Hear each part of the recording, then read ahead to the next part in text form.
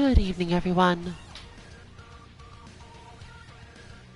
Welcome to another SixyTimes Battle Lounge with the 2MK team.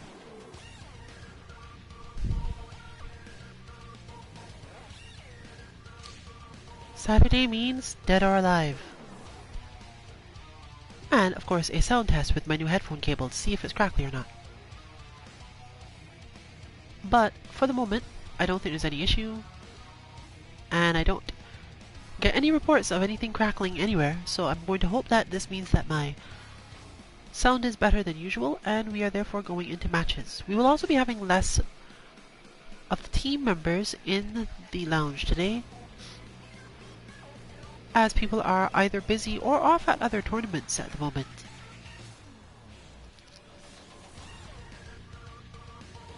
And so, if you would like to hop in, at the moment everyone in this lounge, as it is our NA lounge, should be somewhere within the general area of the east side of the Atlantic Ocean. But if you even have a decent connection and are anywhere close to the Atlantic Ocean at all, feel free. This is a winner stays on lobby. We used to run loser stays a long time ago, longish. But for now, just having a limit on the number of wins you can actually have seems to be enough to provide both variety and practice for everyone involved. We've also expanded our understanding and ability of the game enough to be willing to face off with S-rank players and actually feel as if it will give both them at least a decent fight and us something we can learn. Today may be a little bit lower on the discussion aspect, partially because we do have this types of lounge at the moment, but we don't know who will show up and therefore who will get us to say different things and talk about different concepts. There is no planned concept for today though.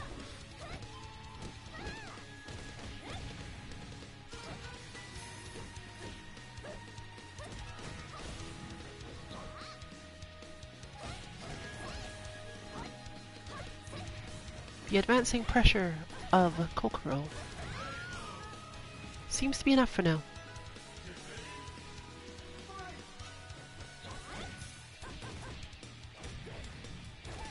This game is also, like our last stream, King of Fighters, relatively hitbox heavy. It's not as simple as doing a move and expecting that the move will hit your opponent because they were in the physical space where the move reaches to. As just demonstrated, they might not be at your strike might not match the height. Or they might do a move that moves them out of the way in some other way. Sidestepping is often helpful and a heavy part of Helena gameplay. Even against this character who is constantly advancing into space, it's literally just a matter of sidestepping for less time when you don't know what else is happening. If you feel that you have control, then hit, and if you don't, then you can sidestep and hope that your opponent attempted to get in on you in that same way.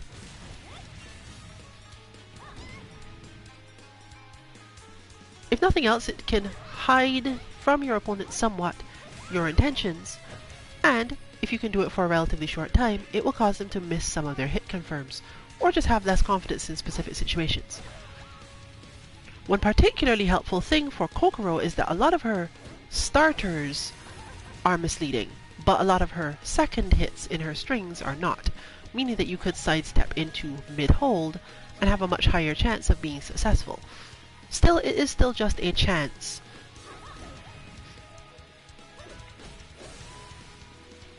But it does give you some additional time to figure out what's going on and decide which hold to use if you plan to do a hold at all. Similarly, you could just throw instead and it would solve your problem. Throws are quite quick in this game, relative to the startup of certain other things. And while those strikes that you can use are often more easily avoided, throws have tracking and therefore will normally manage to grab. The thing you are worried about at that point is your opponent tacking the throw, but if you whiff punished with the throw, this is a lot harder to deal with.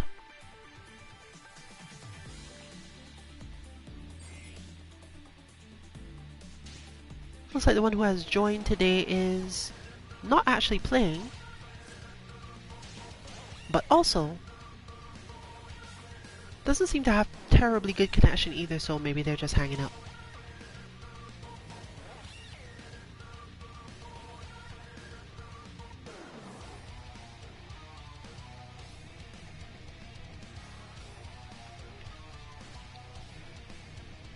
Sidestepping is a little less useful for Helena in this matchup, as Kasumi has many more tracking moves. And if you're playing footsies and not being terribly heavy on the pressure game, it's a little bit easier. But she's good at interrupting Kasumi's stuff, so that does help.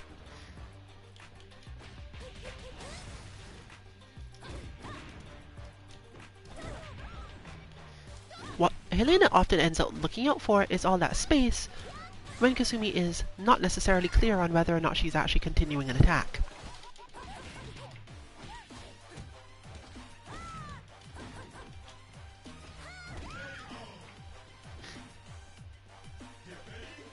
This isn't really something I think you can easily get away from. It's a versatility strength of the character, more so than a failure of the defender.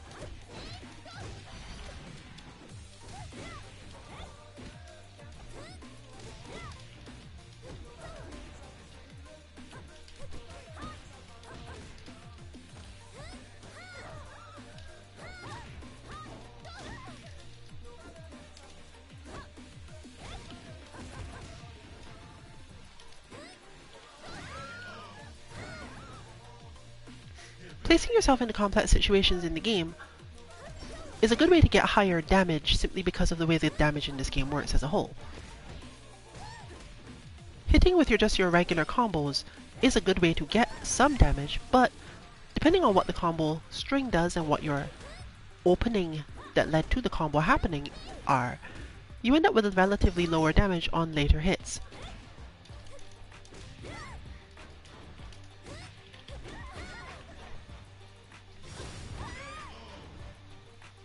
This is normally balanced out by the fact that you have control of the match for longer and get to build some more meter.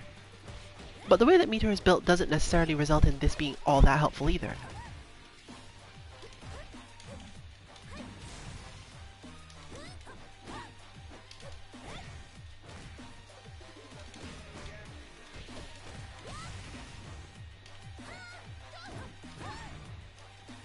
Similarly, reducing your damage in other ways by having your opponent not strike at the spot they expect to is improved in general by this approach, but still not enough.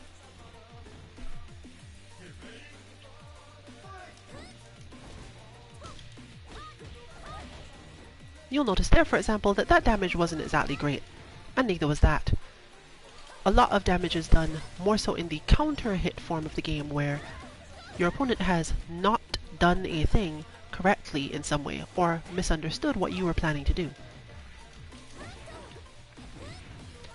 This is a really common thing in games these days, where you are rewarded more for random hits in neutral, or in many cases with punishes and planned hits in neutral, than you are for actually learning much of your combos.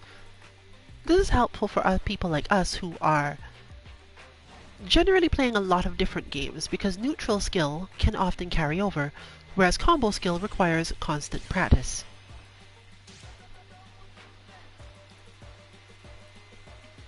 It's much easier to keep track of the combos required for just your main game, and not spend too much time on combos for other games unless you realize, here I am dropping a lot of potential damage.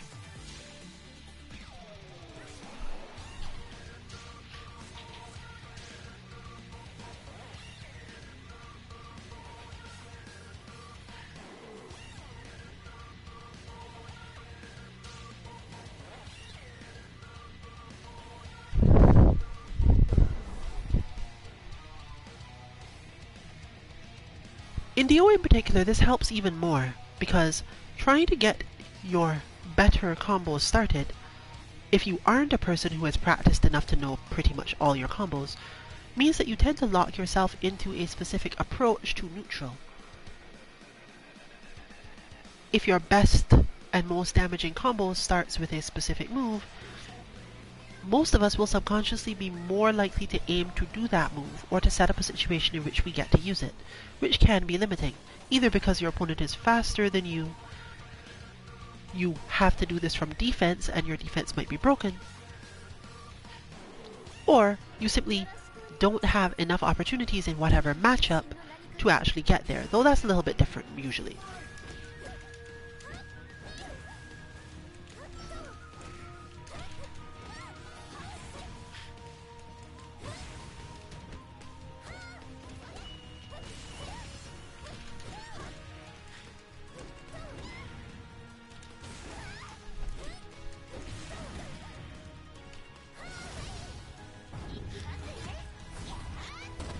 The whiff punish.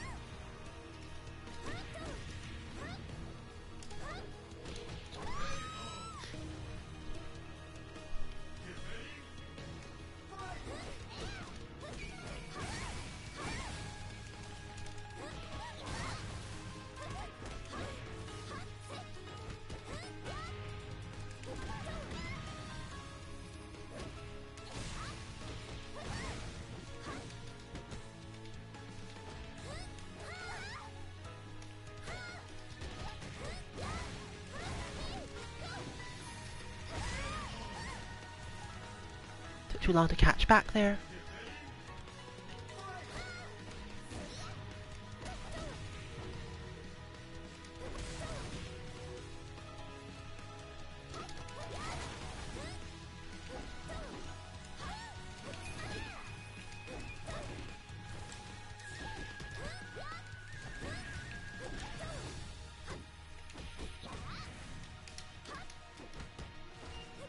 This is actually something you see in my matchup here a lot, for the same reason. My opponent tends to play outside of my range and much more carefully, waiting for me to make certain mistakes. But this simply means that from my side I'm adapting to being able to do less damage.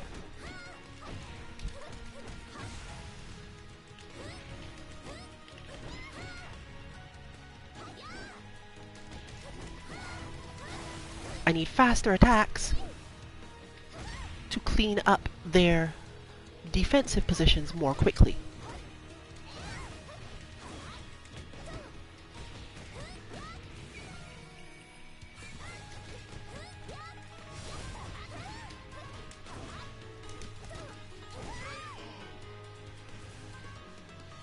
When facing opponents that try to outspace you for their defense, you can get a lot of benefit out of using quicker strikes simply because they're not likely to be evading them and then hitting you.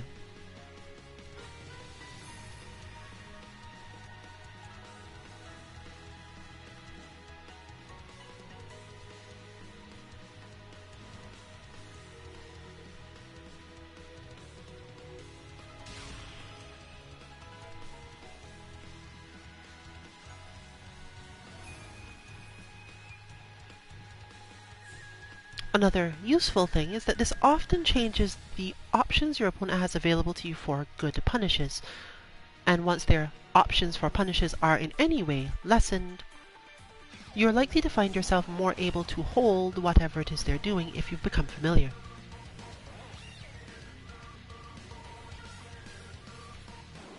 This does require some care though, because if you overdo this, you will obviously be effectively tricked, and being hit by a move that is specifically intended to break through your attempt at holding is one of the places in this game where you not only take relatively large damage from the single hit, there is less scaling on the combo that follows.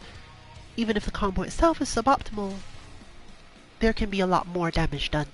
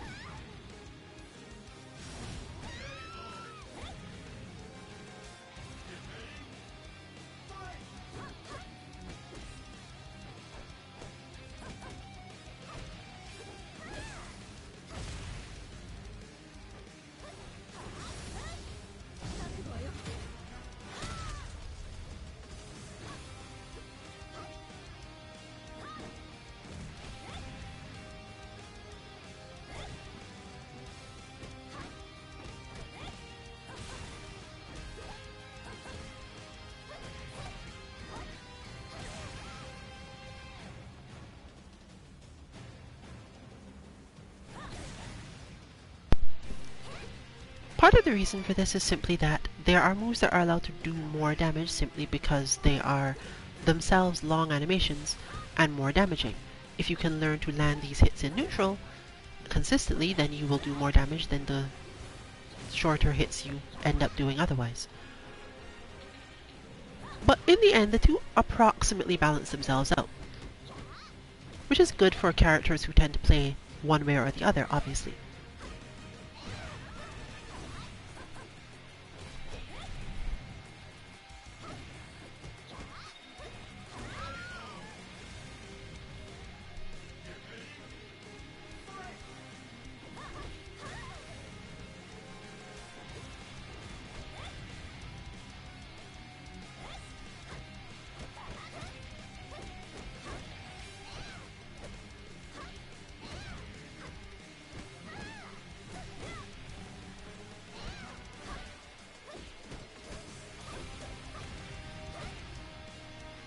With the main difference simply being that break hold is an option for many situations where you are being pressured and you don't think you know the hold, or you don't think the hold that you are likely to predict is one that your opponent has not in turn thought of.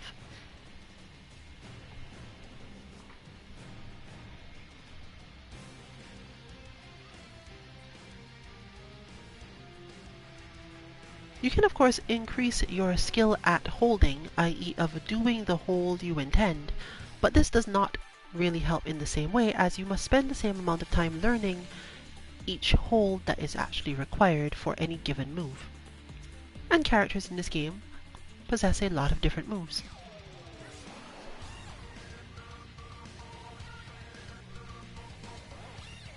As you become more and more familiar with those moves though, it becomes easier to not necessarily hold them all, but to be clearer on when you should not be trying.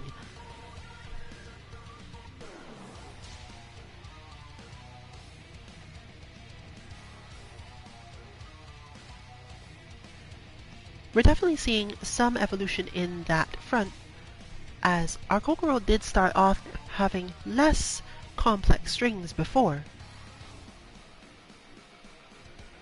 and became easy to hold at some point, and since then has generally expanded repertoire and shifted back to where we were before. There is a cap to this though.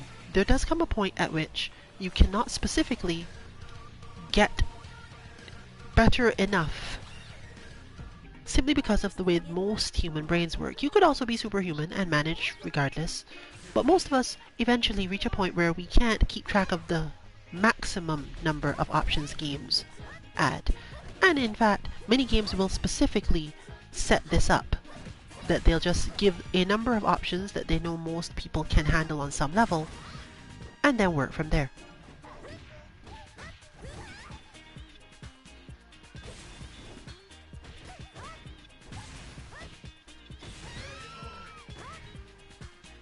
As people rise in their skill levels against each other, they'll often become more capable of landing more holds, and similarly, their opponent will come up with more and more ways to get around this by coming up with new strikes at new heights, incorporating kicks, which in the 4-way version require different hold, and throwing in throws as well when they need to.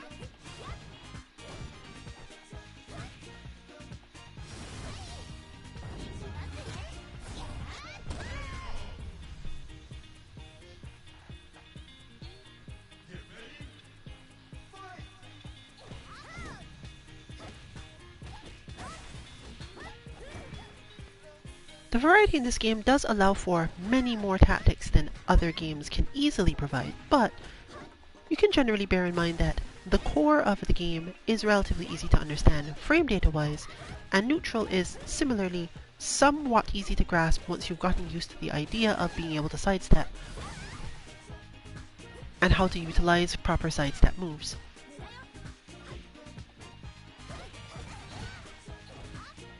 With your biggest problem almost always being, is that a high or not?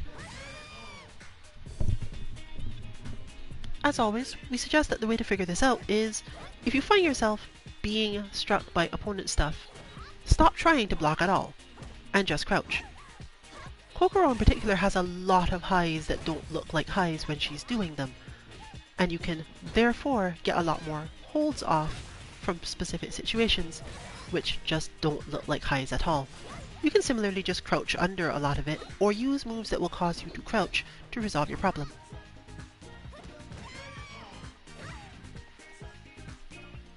This is further helped by the fact that if you are in the right position, she's likely to use lows and specifically not use mids, meaning that you don't have to worry about the fact that crouching block does not block mid strikes.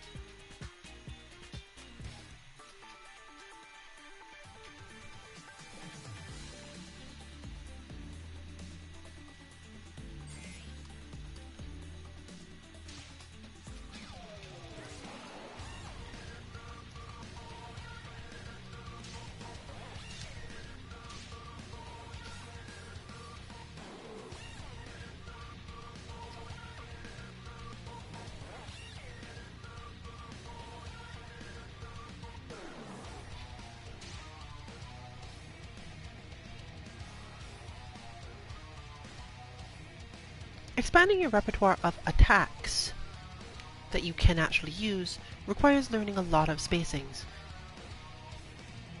as it's a little more difficult to get information on hitboxes and hurtboxes, and of course, as mentioned before, being able to move in 3D at all makes it at least slightly harder for your opponent to cleanly be visible, let's say. Just moving back and forth sideways a little bit, along with the fact that this game constantly changes its camera angles, can make it harder for you to tell exactly how far away a person is. Even more so than other, let's say, anime games where this comes up a lot.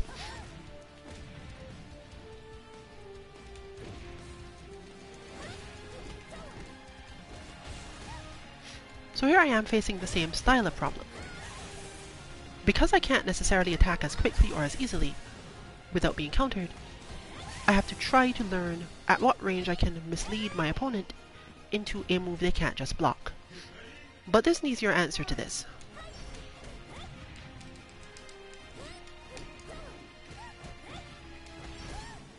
Once you are in this position where the opponent can just block you,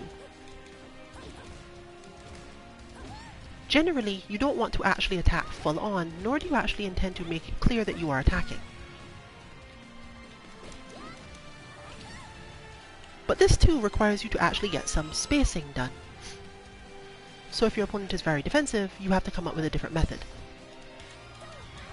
So I have to change my opponent's behavior to one that gets caught by that throw in order to do anything.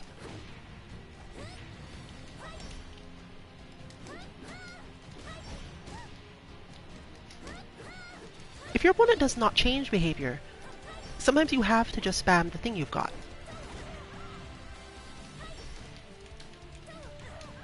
This is something that can seem a little bit... If you're not a person who likes quote-unquote spamming, you'll find yourself in this problem a lot in these games.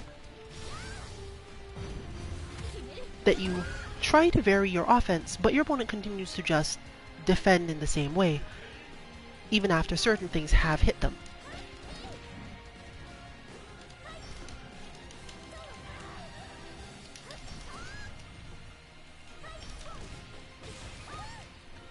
This is usually because you have misplaced or mistimed something, as you see has happening here with me. If every time I miss that move, my opponent has no reason to stop defending, then it's not doing me any good in change of behavioral changes, is it?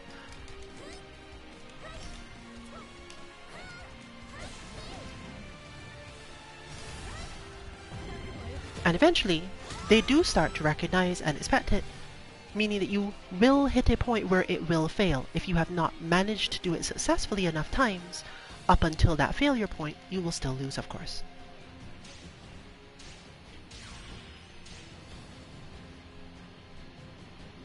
Uncommon tactics that are not good ideas unless your opponent is in a particular mind state can be hard to get oneself to master because they are not good ideas. To do them too much is to open yourself up to damage.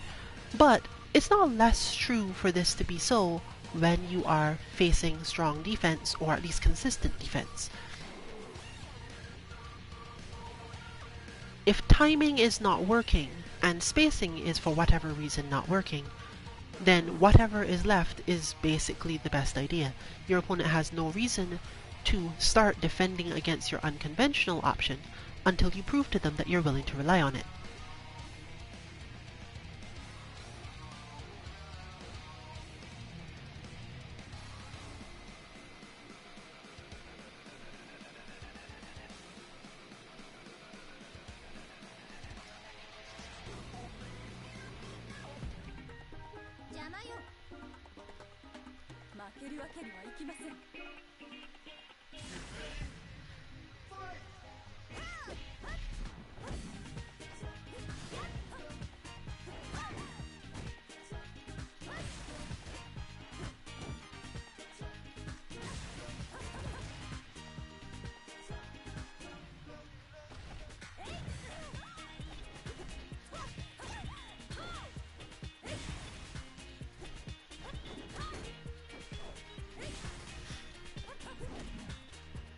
Ayane has a little bit better luck in this department than Kasumi does, because Ayane has more methods of attacking that don't attack head-on.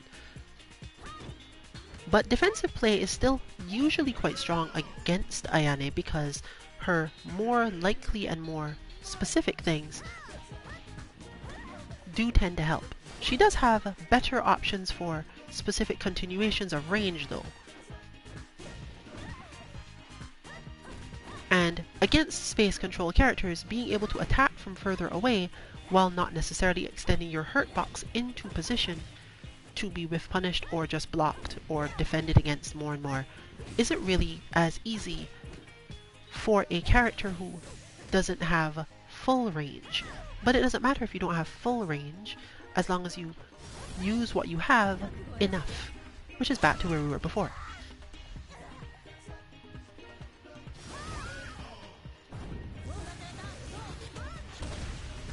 With a similar demonstration.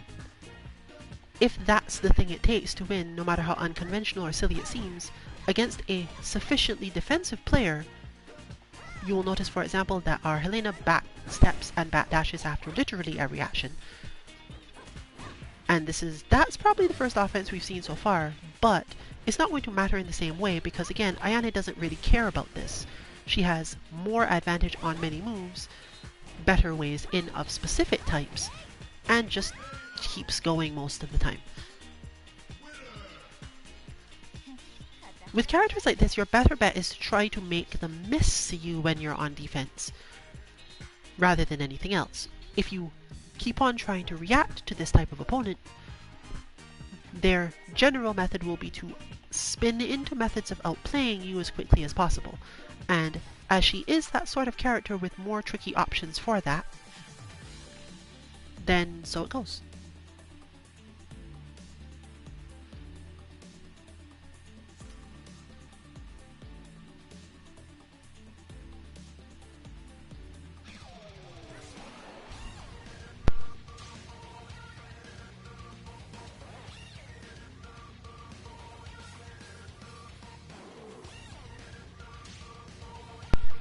But this is not at all to say that one should not just start from defending.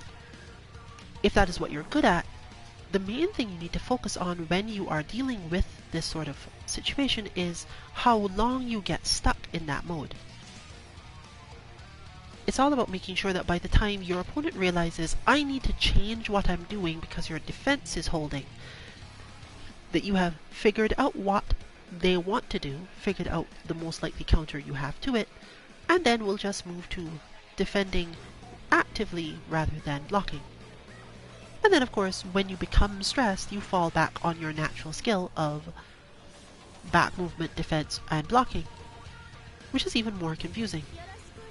It's often a good strategy to attempt to get yourself to do the thing that you find difficult and unnatural first, especially if it's a good complementary difference from your standard instinctive style of play. Since whenever you find yourself too stressed to keep up the effort of doing the complex thing, you're likely to fall back on something that is no longer the thing your opponent is expecting. And since most people don't have the capacity to just measure out some meter of when someone else has become stressed enough, it's not as easy to just say, well, this is about to happen. So if you have trouble making yourself stay still and defend, try putting that into practice when you are not stressed out yet, and force your opponent to adapt to that. And as soon as they have adapted to that, the likeliest outcome is that after 1 or 2 more tries, maybe even 0 more tries, just depending on how you feel that day, you will find yourself back in your natural element, and they might not be expecting it, because they don't know exactly how many successful breaks through your defense, for example, it takes to stress you out enough to make you go back on offense. Or mostly just closer to whiff punishing or preemptive interruptions. This is one of the things that you find that newer players have lots of trouble with in all games. This is not really weird, like you spend some time learning to play the game you want to play at first.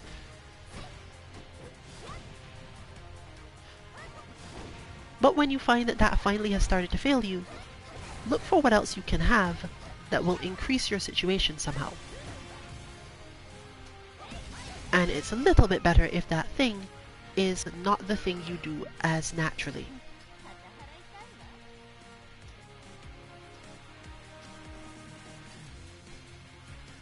This may not apply in every matchup though. There are some matchups where the physical execution for your opponent is much harder than for you.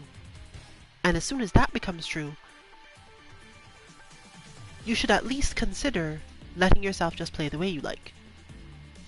Generally, you shouldn't push too hard on this if you are forced to play the way you don't like for this purpose. But certainly, way you like to play is an overall better way to do this.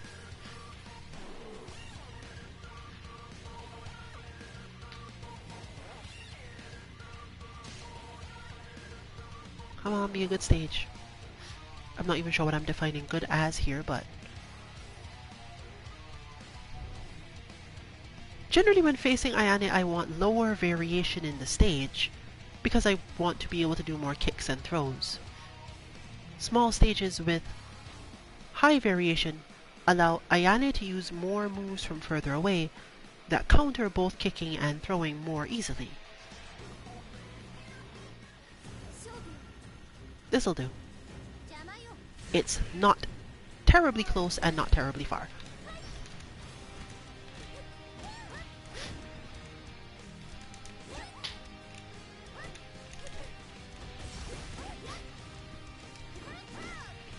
But we're now to a similar situation as before.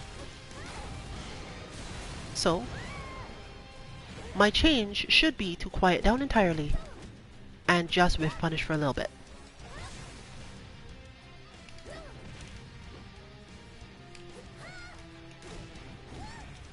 Not only does this force my opponent to attack, but when I have that reaction, it's slightly less predictable.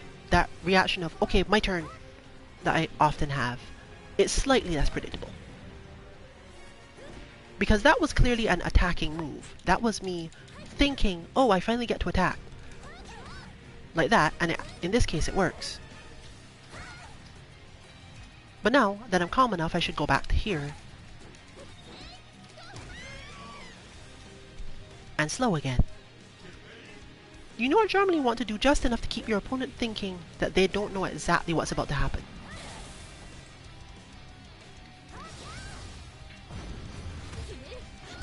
Calming yourself down to get up too slowly, for example, is helpful here.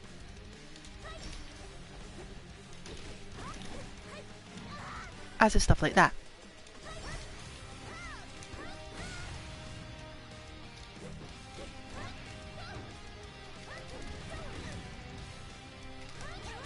But there we are back to, oh, I suddenly have the feeling that I want to attack. And this time I chose to give in to it more so.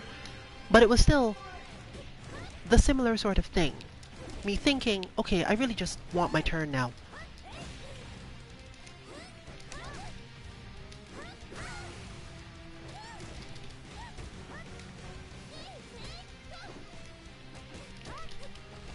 But even there, it was the same. My opponent began to back off, but I was already in my I feel like attacking more mode.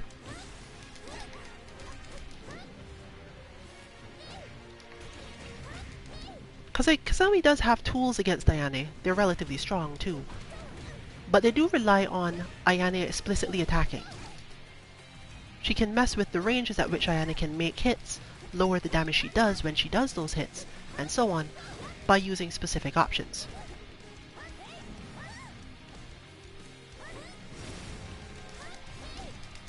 Right, and right there, that was exactly what I'm talking about. My opponent saw me miss something and immediately went into defense mode. Because once I've missed the thing, my natural method is I'm going to keep attacking because I feel like you're going to try to stop me from attacking. But that's not actually what happens. If they defend and I eventually overcommit, then I will lose. I could have stayed still and been safer, but my instinct I gave into was one that my opponent was able to read and counter. In general, the more naturally you attack, the more aggressive you are naturally, the more often it will be that you have to slow down and not explicitly attack as often when the situation is in neutral. Simply because that is what your opponent is expecting you to do. Unless your attack is so good that they can't necessarily stop it or break your offense, you probably are best served by at least keeping them on their toes.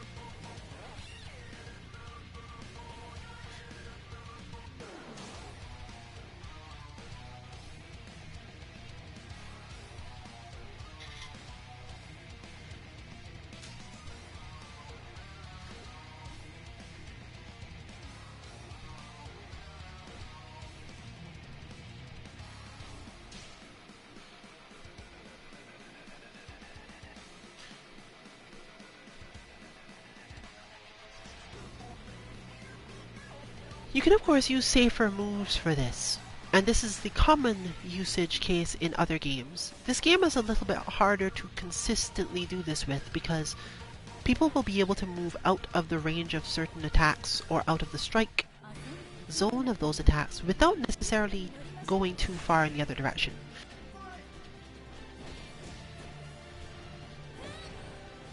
So here we have the standard that we're used to. An opponent who mostly just backs off and doesn't explicitly do anything because they're waiting for you to make the mistake first. They might have enough range though to get something else to happen. With an unfamiliar character, this is generally the best you can hope for actually. Since as mentioned, you won't necessarily take a lot of damage from standard combos that people learn. And similarly, therefore, you'll find yourself getting to learn a lot of their moves and learn the unfamiliar character faster if you don't assume that your opponent has any actual offense. You can get hit, but recognize from getting hit, oh, this works this way, or this works this way. And simply after a while, it's not too difficult to pick up a repertoire of things you can do against their slower style. But please note you often will find yourself in a much worse state if you attack into that gap that they're hoping you come into.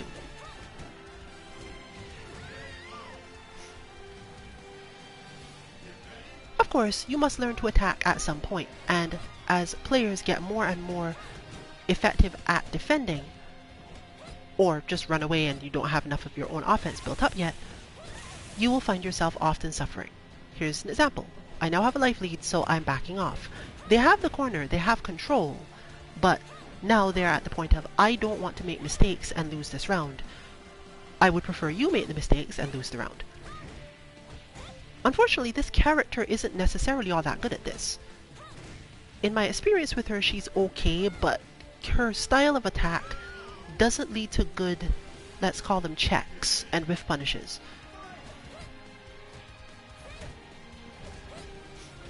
So at this point, we're closer to overwhelmed by misunderstanding of character than much else. However, the overwhelm does work, as we just got super basically instead of break hold or similar things. But we already know from many different situations that Arlena does get a little bit strained by this style of thing, because chasing is stressful, and doing it the other way is equally stressful.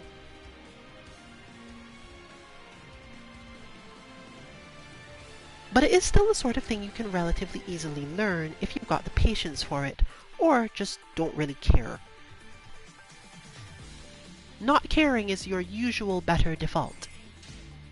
If your opponent is showing you that they are going to give you space, you can take that space to think as much as you want. Even if the thinking will in the end, because of either your execution or their execution and skill, even if it will not do anything useful, you could still specifically aim to think through the situation as much as possible. And if you've got someone who's capable of giving you a good analysis of something, or even literally, like I've been in situations where I'm reasonably sure that I could have taken out my phone or looked at my laptop and with one hand blocked or moved my character around, and with the other hand navigated to something to give me some information on the character, because my opponent was just that willing to stay away for whatever reason. Kasumi, as mentioned, has a lot of tools for these sorts of things, but they tend to be very specific per character. This isn't too bad for me because I'm the sort of player that comes up with this thing easily, but it doesn't necessarily mean that I've learned to do them. Christy is a lot more offensive normally though, so maybe that's not what I'll see this time. It could have just been the way that they decided to play that specific character. No. This does help having additional range though, because the backing off will have the same effect, but with more attacks they can lead into. So I have to play a different style of thing that I don't actually normally get to do. You can benefit a lot by reading your opponent's movement, but not in the spacing that you think that they need to read it in. If they have to start attacking from all the way over there, for example, what you're watching is, again, unfamiliarity to a point, but also a specific type of conditional victory.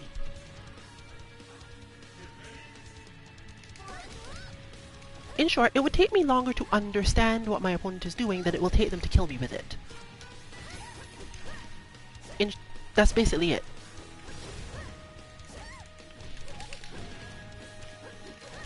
Even if I hold here, I have to know exactly which hold to use and exactly in what part of the sequence to hold them. So, there's not much you can do, in short. She's also a character that tends to stay plus for a very long time, and is one of the characters that it is most important to learn how to fairly quickly for this reason. But this game does have a reward for the attacker is done correctly, namely that it's hard to get the hold ready and started for the next move because of something to do with the frame data, which is reasonable, because if you could just hold after every time your opponent beat your hold, it would be kind of silly.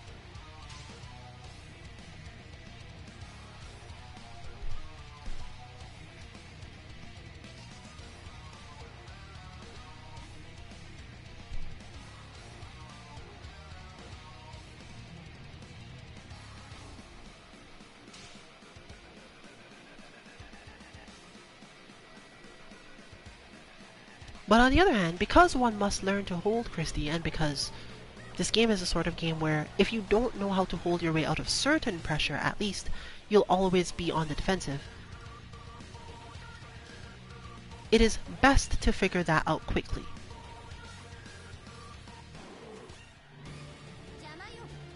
Sun is better at holds than me, but this is also fighting Helena, so it's not the same thing to begin with. Because holding Helena is really the point. That said, the additional capacity to do so is still going to help. Because Helena does even worse damage than most characters by just continuing her striking. She does, however, go low often enough that it does tend to go up against other people's strikes, since their lows tend to be slower. One good way to deal with this is to simply get out of the way in some other method, but because she's much more predictable, low holds are much more effective. To the point where I wouldn't necessarily say you should ever default to any other hold against this character. If you are attacking, there's a chance that what you want is a mid-hold. But overall, no. If you are on defense, she's not exactly great at this, and tends to be whiff punishable or have other problems. But like I said, Sun's better at holding than me, so we'll probably more so be likely to recognize the situations where, oh, I can only use this hold here.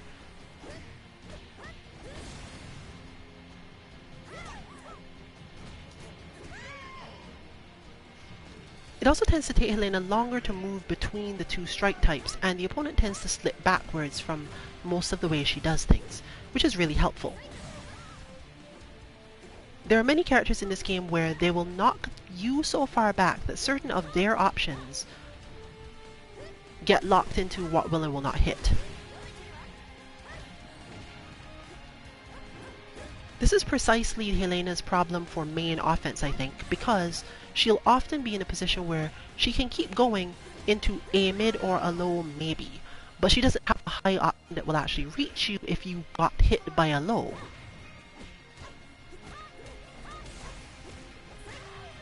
The damage done is often so low that you can usually just win this by pure positioning and forcing the opponent to deal with all of that.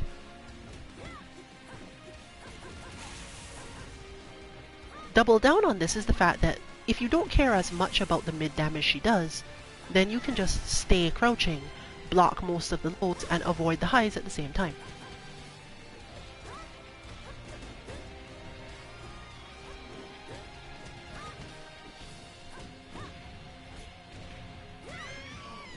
But they really did expect, and it worked, I suppose, because that is a thing that does happen quite a lot.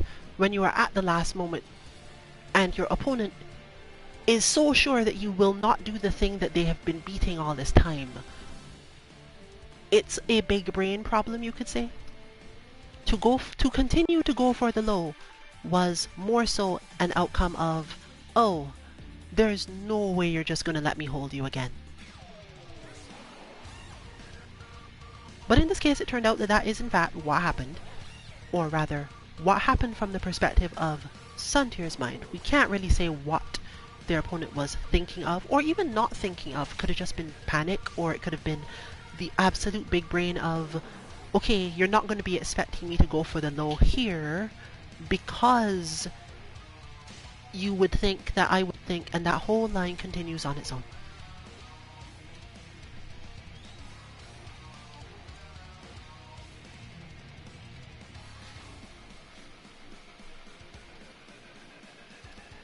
It is one of those things that truly does make fighting games random, and while you can say that you've been randomed out, but being randomed out does not mean anything. It does not mean either thing. A random thing happened. What you should therefore focus on is what led you up to that point. Everything that came before that being randomed out was the thing that actually made the decision of the match, in short. Unless it was all randomness, you probably had something you could have improved somewhere else. So, Especially if you're fighting on a stream like this, you're better off spending your time the other way. If you ever rewatch the stream or check on our YouTube, the thing you're looking for is not that one time you got randomed out, but rather everything that happened in the match before then that you actually cared about. Could you have made the situation better so that the randomness never came up? That said, sometimes this isn't possible simply because the thing your opponent is trying to get you to do, or the situation that leads to the randomness, only comes up once they are confident. And it is a common problem when you are too good at a game at the beginning to have issues with this when you go online. We're not seeing any of that in the lounge today. I'm not specifically intending to imply in any way that Mr. Fron, that was it, was actually playing that way. But it is common in other players who are likely to defend and back off a lot more until they are way more confident that they have an idea of how to win. And then, if the random win comes up at that point, the situation is different. You can generally tell the difference between this and a player who is just straight up good, more so by the timings at which they choose to retreat, than that they retreat at all. If your opponent has control of a situation and has the life lead, or even could take control of a situation regardless of this, but then still retreats from you, it usually indicates that they're not very confident.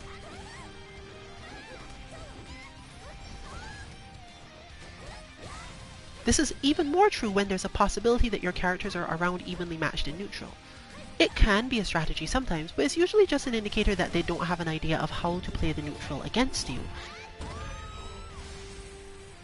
Unfortunately, this is all too common since people don't often learn neutral first. They learn their combos first, which is helpful since you can learn neutral. Like, people will force you to do neutral. People will not force you to do combos. Combos are just a way you can improve your output to get rewards better for the things you are good at doing in neutral.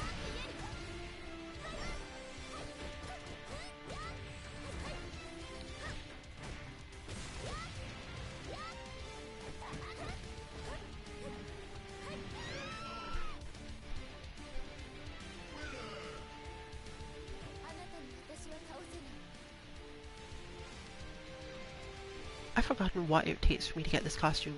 I don't think I care about it, but I have forgotten.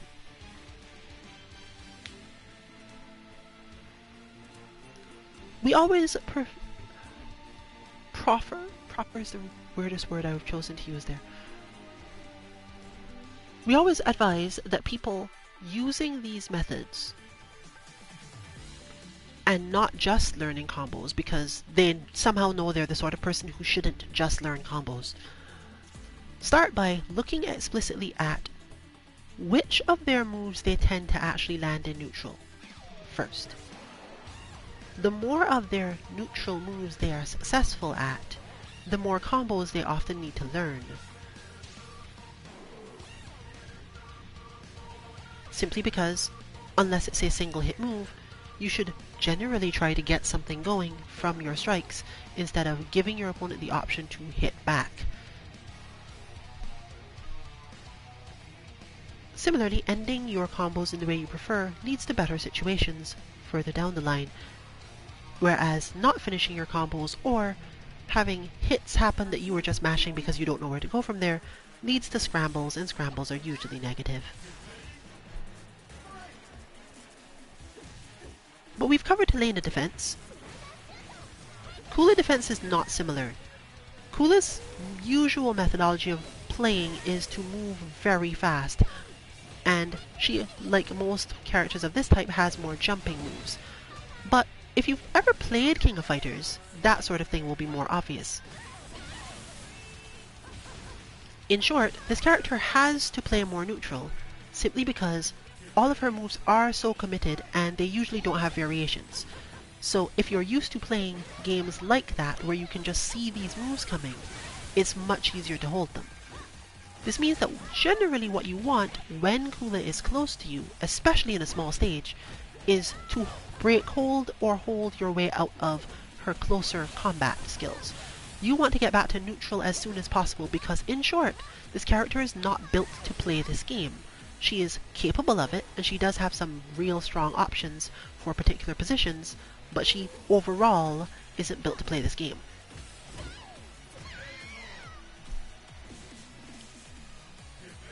Despite having normally more knockback on a lot of the things she can do, this extra knockback doesn't necessarily help because her combos don't do as much, and even her more confusing starters, as you just saw, that was a very, very small bit of damage from that little slide.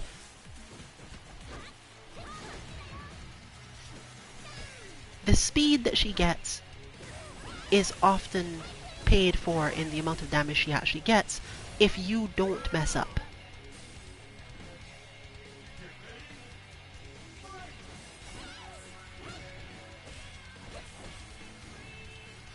But this does not necessarily mean you should be spending your time trying to counterattack either. Once Kula actually starts attacking you, sidestepping tends to help a lot more. But unfortunately, this is annoying because she does have at least 2 tracking moves, and despite, again, not really being built to play this game and being more susceptible to sidesteps as a result, once she does hit you, she tends to keep going for a while. So you have to time these things a little bit more perfectly than you normally would.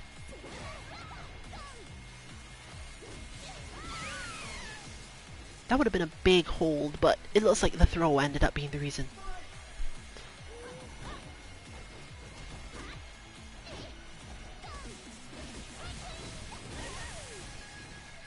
Fortunately, she is relatively faithfully brought over from King of Fighters, has lots of good options for speed, and options like this to change the situation quickly when she has enough meter and enough of a good confirm to start from.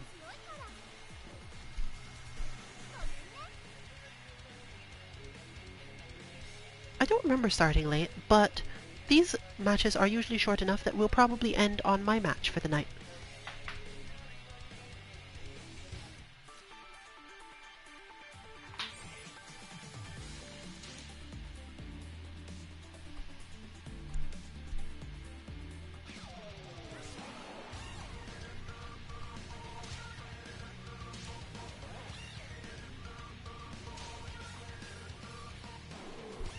Oh, a King of Fighters player A.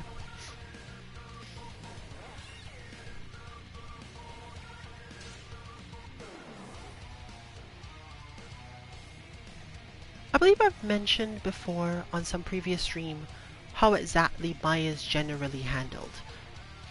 She has problems with reach, it's the easiest way to put it, and she has problems with a specific type of defense when you move to a really clear spot on the screen that's not too hard to get to because she can't really do anything about it. But in this stage, I think we've gotten a good stage because this makes it approximately even.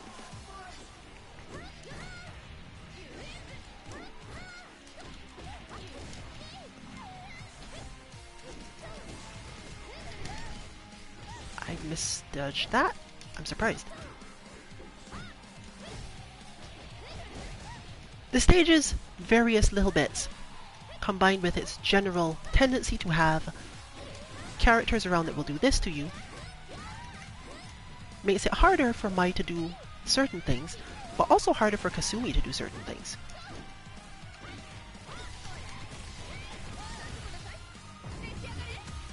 I think I got too late on the break hold, but didn't die.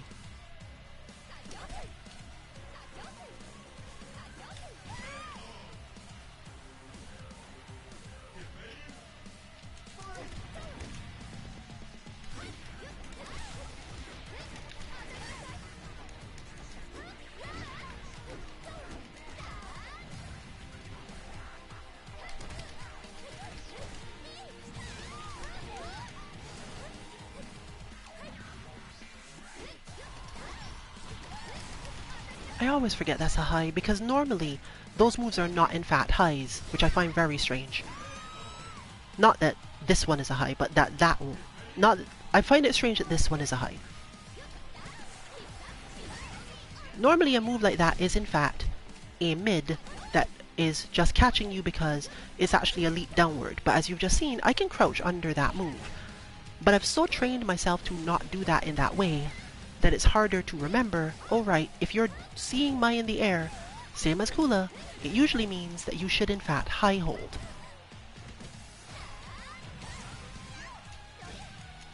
There we go. More of Mai's special methodologies of getting into position. But another thing that can be added to the very long list of things that need to be practiced. That brings us to the end of our stream for tonight. The lounge will probably stay open for a while. You can join us tomorrow for our DNF duel content.